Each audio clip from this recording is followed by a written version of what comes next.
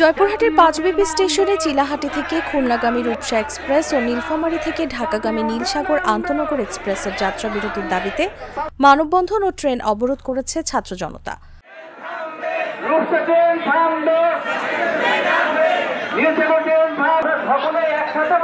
মঙ্গলবার ১১টি উপজেলার সর্বস্তরের ছাত্র জনতার আয়োজনে ৩ ঘণ্টাব্যাপী মানববন্ধন ও অবরোধ কর্মসূচিতে পাঁচবিবি বণিক সমিতি, নির্ভীক সামাজিক সেবা সংগঠন, ব্যবসায়ী ও স্কুল কলেজের শিক্ষার্থী ও সর্বস্তরের জনতা অংশ নেয়।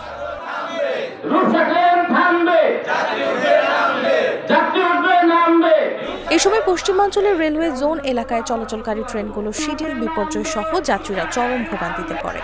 পাঁচবিবি উপজেলা নির্বাহী কর্মকর্তা আরিফা সুলতানা বিকেল ৩:৩০টায় জাগো নিউজকে বলেন, বিষয়টি নিয়ে উভয় পক্ষ আলোচনায় বসে যৌক্তিক সিদ্ধান্ত গ্রহণের কথা জানালে তারা আন্দোলন তুলে নেয়।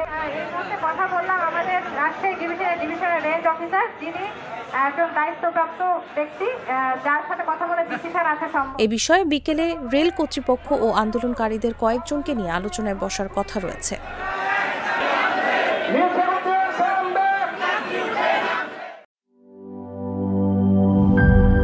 শিয়া বাটার ও ভিটামিন ই সমৃদ্ধ lily glam beauty soap. Lily, always beautiful.